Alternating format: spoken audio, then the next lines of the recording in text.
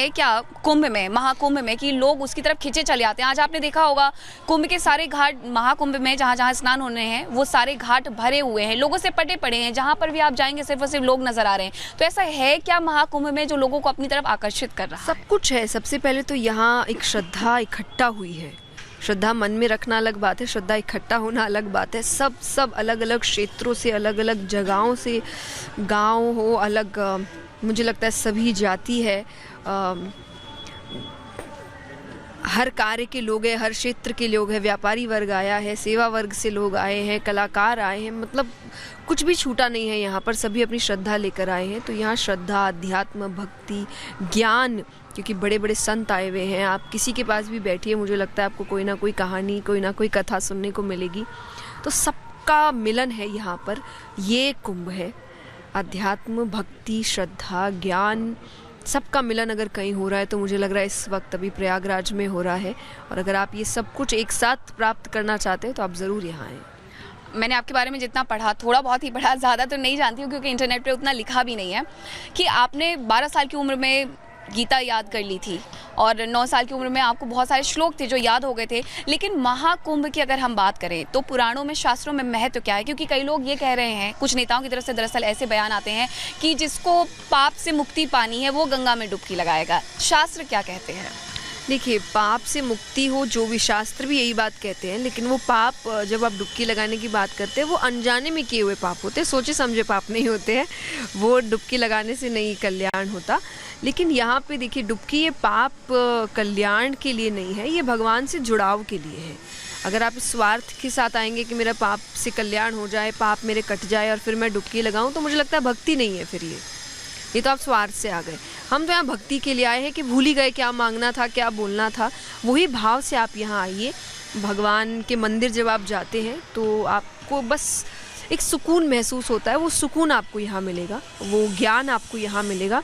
बाकी स्वार्थ लेकर ना आए तो मुझे लगता है ज़्यादा अच्छा होगा।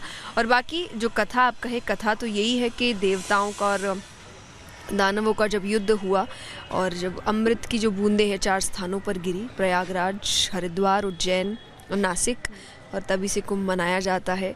तो यही है। और बाकी ये अमृत यहाँ मिल रहा है, भक्ति का अमृत आपको यहाँ पर मिल रहा है, तो ज़रूर आप इसको ग्रहण करने यहाँ आए।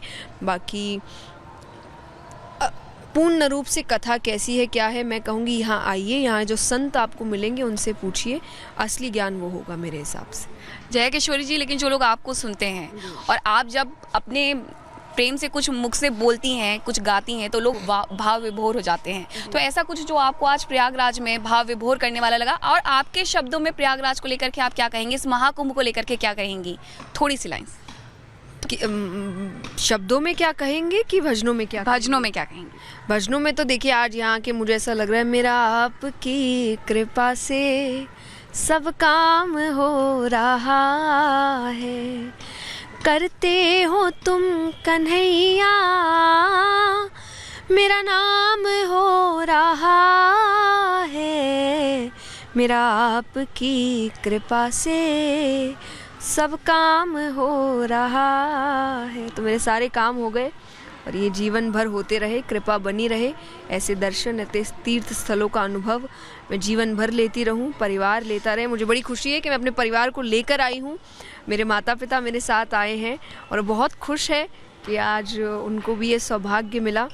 तो मुझे लग रहा है इससे और सुंदर बात हो नहीं सकती कि आपने तो पुण्य ग्रहण किया, आपके साथ साथ आपके परिवार, आपके अपने जो है उनको भी पुण्य मिला, क्योंकि आपने अपने परिवार के साथ स्नान किया। एकता का संदेश था, और महाकुंभ भी, सनातन धर्म भी हमारा एकता का संदेश देता है। यहाँ पर जो लोग आ रहे हैं स्नान करने के लिए, एकता को लेकर के उन्हें आप कैसे जोड़ती हैं इससे? मैं एक ही बात कहना चाहूँगी भी, एकता को लेकर मैं कथा में, मैंने मुझे लगता है 6-7 कथाओं से ये बात शुरू की है कहनी।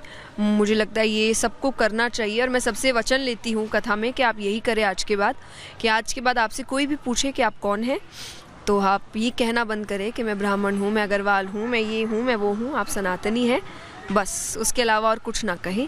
तो सब वादे तो कर रहे हैं, तो मुझे लगता है यही एकता है कि आज के बाद आपसे कोई भी पूछे आप कौन हैं, तो आप कहिए हम सनातनी हैं, बस। बहुत बड़ी बात कह दी आपने। लेकिन सनातन संस्कृति को लेकर के, क्योंकि दरअसल अभी थोड़ी देर पहले एक राजनाथ सिंह का एक बयान भी आया, उन्होंने कहा कि पीओके में जो कट्टरपंथी लोग हैं उनका धर्म परिवर्तन करवाया जा रहा है, तो आपको लगता है? अब देखिए, पॉलिटिक्स में मैंने सुना भी नहीं है, मुझे पता नहीं है, लेकिन हाँ मैं यही कहूँगी, एकता तभी आएगी जब आप एक होंगे, आप सनातन धर्म की ओर बढ़ेंगे, अपने धर्म को समझेंगे, तभी आप यहाँ आ पाएंगे। मुझे लगता है सिर्फ बाहरी तौर से बात करने से कुछ नहीं होगा, आपको धर्म को समझना पड़ेगा और तभी आप सीख पाएंगे कि आपका धर्म आपको किस प्रकार से जीवन जीना सिखाता है।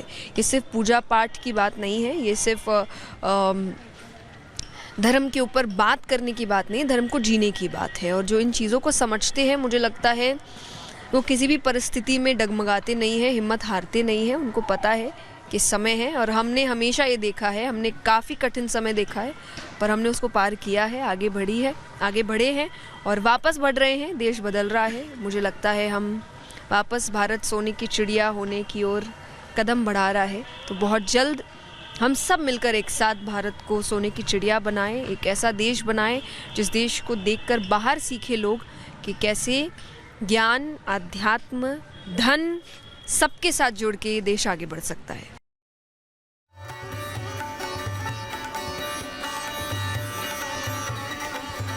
तो सनातन की परंपरा, सनातन का भव्य स्नान आपने देखा, लेकिन जो मुख्य आकर्षण है वो है नागा साधु जो कि स्नान करने के लिए पहुंचे, अलग अलग अखाड़ों से पहुंचे। लेकिन क्या आप जानते हैं कि इन अखाड़ों की परंपरा क्या है, इसके पीछे की सच्चाई क्या है, कहानियां क्या हैं? रिपोर्ट देखिए।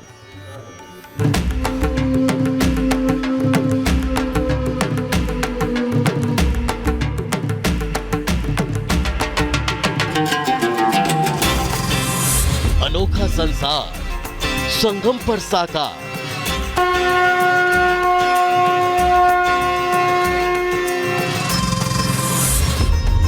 अखाड़ों की दुनिया, दिखी सनातनी महिमा।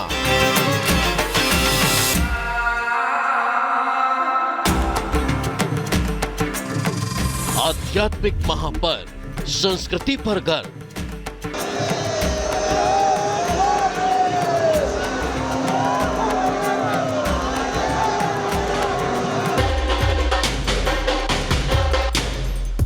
महाकुंभ के महापर्व की अद्भुत तस्वीरें, सनातनी रंग, संतों के अनोखे ढंग, हर किसी को हिंदू होने पर गर्व से भर रखे हैं।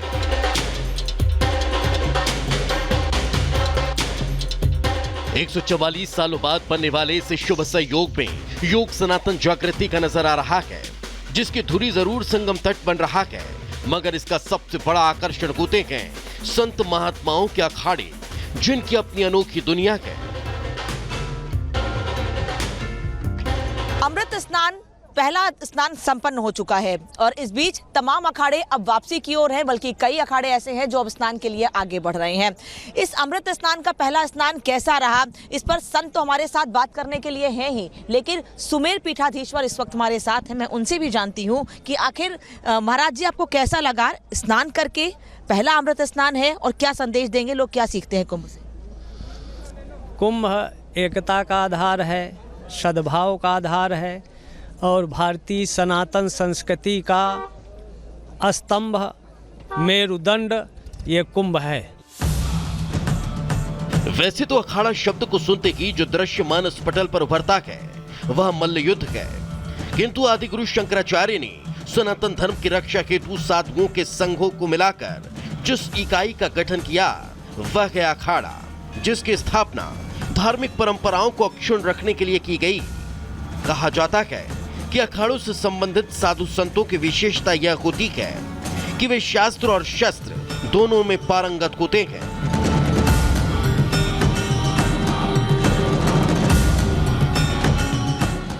अखाड़ा सामाजिक व्यवस्था और एकता, संस्कृति तथा नैतिकता का प्रतीक है, आध्यात्मिक मूल्यों की स्थापना उद्देश्य है।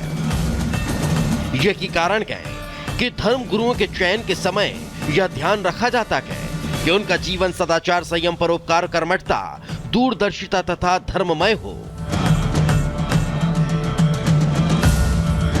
भारतीय संस्कृति और एकता इन अखाड़ों की महत्वपूर्ण भूमिका है।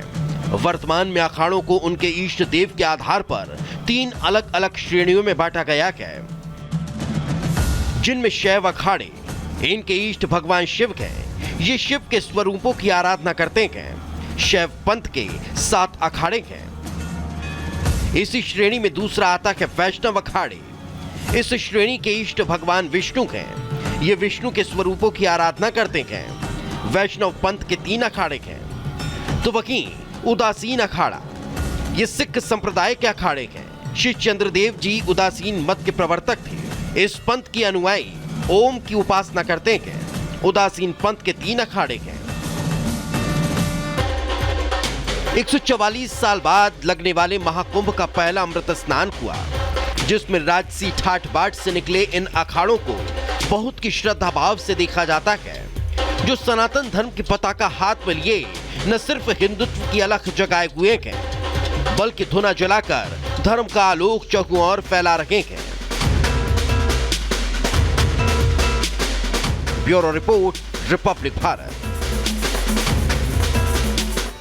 तो महाकुंभ में महाभक्ति, महाध्यान और जबरदस्त स्नान की तस्वीरें हमने आपको दिखाई। नागा साधुओं के पीछे की सच्चाई बताई, अखाड़ों का रहस्य बताया, बहुत कुछ बताया, लेकिन बहुत कुछ बाकी है और वो कब बताएंगे, एक छोटे से अंतराल के बाद। महाकुंभ पर महा कवरेज लगातार जारी है।